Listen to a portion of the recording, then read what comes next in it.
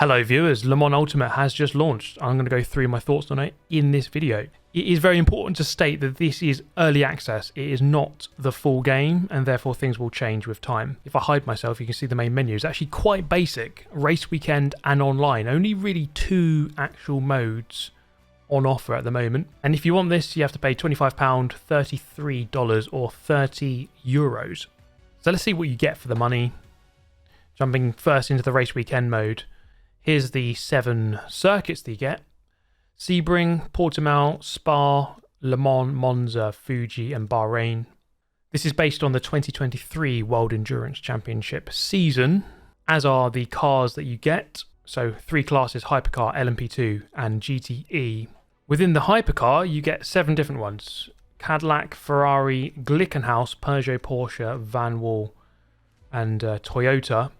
LMP2 is just one car, the Orica 07, but then of course you get all the different liveries for all of the different teams. And finally in GTE you get 4 different cars, Aston Martin, Corvette, the Ferrari 488 and the Porsche 911, the 991 generation. So important to note that this is based on last year's season, and therefore you don't get all of the cars racing in this year's World Endurance Championship, like the BMW, Lamborghini, Alpine hypercars. There's also the GT3 for BMW, the new 911, McLaren 720S, Ferrari 296, Ford Mustang. None of those are in this game because it's based on last year. And it does feel a little bit short, I would say, just the overall amount of content. I mean, it is based on Le Mans, so they can only put what is going on in that championship, I guess. But it would be nice to have another mode here, perhaps some sort of career mode, some story mode, or something like that. I'm going to cover a range of topics. If you have any questions, then do ask in the comments. But firstly, let's talk about the gameplay. So when I first jumped into this, I actually found it very difficult to drive. Now with most sims, you kind of have to jump in, change all your settings on the wheel, all the settings in the game as well. But even after doing all of those things, I felt like there were still some issues with the way that this game handles. Not to say that it's awful, but I would definitely say that the cars feel somewhat disconnected from the tarmac. And the best word to describe it would be floaty. You don't really get a strong sensation of grip between the car and the track, and therefore you never really truly have confidence going through a lot of the corners because you feel like you're not really feeling exactly what's going on. I would also say that the front end of the car feels a bit better than the rear end. I would say that the rear of the car always felt quite light, and that was true across Hypercar, LMP2 and GTE. And actually the steering seemed to happen from the rear of the car. It felt like you were steering it from the back rather than the front. And so the rotation was actually quite strange and unnatural to get used to. Once you settled down into a rhythm, it wasn't too bad. You did have to learn the quirks of this sim as opposed to other ones. And once I did that, it felt like actually, once I've settled into a race, it didn't feel too bad. I felt like actually I could have a decent battle against some of the AI. But again, in terms of the hypercars, just putting down traction was incredibly difficult, I felt, especially in slower corners. So going around Le Mans, coming out of some of the slower turns, even with traction control setting on 10 or 11 out of 11, even still, I really had to underdrive the car and make sure that I didn't spin out, because it was very easy to do that. So my main summary of how the handling is that you really have to underdrive to stay within the limit, because it isn't exactly clear where that limit is, because there isn't much feeling in the car. In terms of the graphics and sort of the performance of the game, how it runs and how it plays, I would say that even on ultra settings, it felt like it looked good. I wouldn't say spectacular, although in certain conditions, let's say, for example, coming around Monza as the sun was coming up, it did actually look pretty good. I would say it looked pretty decent. In the overcast or rainier settings, it didn't really look spectacular, but at night, I would say it did look good. There were also some sort of stuttering issues, I would say, especially when going over curbs. I don't know if that was related to the stuttering, but I certainly had a lot of cars on the track. There was a lot going on, and I think as a result of all of that, there were some stutters. It wasn't game breaking, but it was certainly noticeable.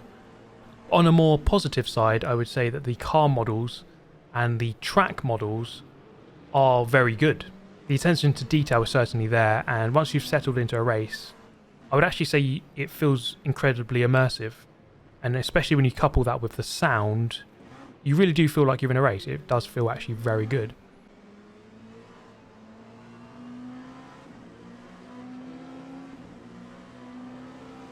But quickly, in terms of the HUD, I would actually say the HUD is quite a good one. I actually quite like the way that the game is laid out as you're playing it. It's clean, it's easy to read, it's easy to flick through once you've mapped some of the buttons to your wheel or your keyboard. One thing that it was certainly missing was a radar. There were certain occasions when it really would have helped to know exactly where the car is behind me or next to me, as certainly on lap 1 it gets incredibly busy, but even further into a race when hypercars are coming around to lap you, sometimes you're not really sure exactly where they are. As for the sound, I would say the sound was actually one of the strong points of this simulator so far, and it really helps to have an immersive experience when you really put a good set of headphones on, turn it up, and you know what, you feel like you're actually in a race. It really does feel very good.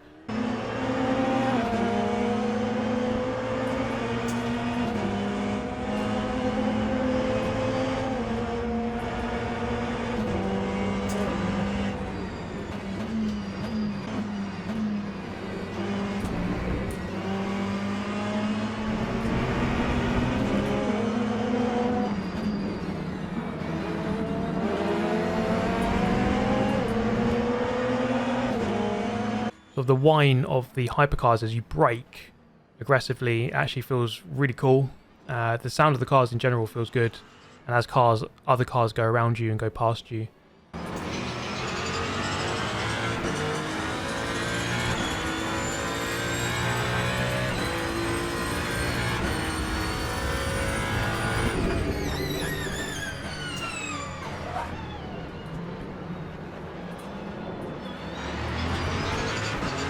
And then the AI. It's a bit of a mixed bag, I would say. The AI, very aggressive, especially on lap 1, it gets very messy. I would say that it's perhaps a bit too messy. There are lots of cars spinning off on curbs and just crashing into each other and doing really silly stuff like that. There are settings you can change. So let's say on 100% AI, in GTE you'll find it a lot easier than Hypercar and LMP2. And then across different weather conditions, different tracks, it wasn't balanced completely. But it was certainly playable overall. One issue that the AI had, I think, was when they come around to lap you. Let's say you're on a GTE and a hypercar comes around to lap you. They found it quite difficult at times to make the pass. Sometimes you brake and you think, okay, they should be up my inside right now, but they don't really go for it always. Sometimes they just bump into the back of you. And so there's some improvement and refinement to be made there. But the AI are a little bit sort of hesitant and unsure what to do when actually it should have been quite obvious that they should have gone up your inside. So now just quickly want to talk about some of the settings that are available. I'll move myself over there. You can see, I'll just flick through very quickly just so you can have a look. You might want to pause it at some points to get a better look. But to be honest, I mean, this is kind of the basic stuff you do at the beginning of the game, and it felt like it was quite easy to do. Plug my wheel in, and it seemed to recognize it instantly using the Fanatec DD+. So all of this stuff, it seems like it works. It seems quite fine. There's quite a lot of settings available. It doesn't really seem like there's anything really obvious missing to me. And then with force feedback, I think it's quite clear that we're going to have to play around with this quite a lot to really find some best settings, because I don't think I've stumbled upon them just yet. In terms of graphics, we're playing in 4K. I've put most of the settings on Ultra, which could possibly explain some of the stuttering. But even on Ultra, I would say that it didn't look really polished. I would say it looked solid, like a 7 out of 10, but definitely not a 10. Then in terms of the sound, we've got a bunch of settings here. I didn't really change this from the default settings. So that's from the main menu. But if we jump into Race Weekend and go to Event Settings. So on this screen, this is sort of the pre-race options menu or settings menu. You can change sort of practice, qualifying and race. Some basic settings here, very quick ones. But then you can go in advance and change a lot more. So in terms of race length, it looks quite basic there, up to 8 hours for this Bahrain race. But jump into advanced and you can change it by the exact amount of minutes. Interestingly, the Bahrain race in real life is actually 8 hours. But it doesn't let you go above 8 hours, which is kind of weird. It should just let you do a 24-hour race if you want. So to me, that's kind of unnecessarily prohibitive. I don't know why it doesn't just let you do whatever race length you like. The weather you can change through different parts of the race, the percentage chance of it happening, the temperature, the air temperature that is, sort of what the weather does through 5 different parts of the race. And then on advanced, you've got sort of how quick you want the time to progress. You can go up to times 60 on that. And then you've got the AI aggression, which I didn't change. I left it at 50. And then AI limiter, which is how different the best car is to the worst car, basically. Tyre wear and fuel use goes up to times 7 on both. Or you can turn it off, or just realistic, and then 1 to 7. Opponent difficulty goes from 120 down to 70. And for the purpose of this video, it's always on 100. So I think that gives you a good idea of all the different settings available. I didn't go through all of them, and I haven't tested all of them, but it seems like a good range. Quickly want to touch upon the online mode. Now, this video isn't going to cover an online race. I'm not going to do one, but I will just go through sort of the format of it and what it looks like. So you have daily races, weekly races, and special events, as you can see at the top. And then that is divided into beginner, intermediate, and advanced based on your driver rating, which is above me there, top right of the screen. You have a DR and an SR. So if we go to the schedule, you can see that each beginner, intermediate, and advanced have 2 different sort of races each at all these set times. Intermediate has less times in each day, as does advanced, only 4 on each race. And so if you want to do one, you just click on it. Down here, you register your name, and then you join the practice qualifying race. Daily race here is 8-minute practice, 8-minute qualifying, 16-minute race, which seems like a reasonable length. As for weekly races, as you can probably tell, a little bit less often than the dailies. This one opens tomorrow, so I'm guessing maybe just once a week. And then special events, a little bit less common than that. So this one, a 2.4 hour of Le Mans, happening on the 24th of February. So it seems like a good range of races available on the online. There's no sign of sort of custom player-made lobbies. Interestingly, I did try to do a daily race, and I was the only person in the race, actually. And so I decided, well, I'm definitely going to win, so I might as well just park up the car. I went to McDonald's, bought a breakfast wrap, came back, and enjoyed the aforementioned breakfast wrap whilst celebrating my first win. And after that, I had an incredible record of 100% wins and 100% pole positions. In fact, if we jump on profile, you can see what this looks like. It is just your name, your Steam account picture, your driver rank, your safety rank, history of races. It says I haven't done one, even though I have. And then your career stats. I mean, look at this. 100%, guys. 100% win rate. So definitely I am the GOAT. So that pretty much covers the online. And just looking at this game, if we jump back there, just looking at this menu, it is quite primitive. It is quite basic, the offering. I do want to do some online races and let you know how that performs, but the way it's sort of categorized and laid out seems pretty decent.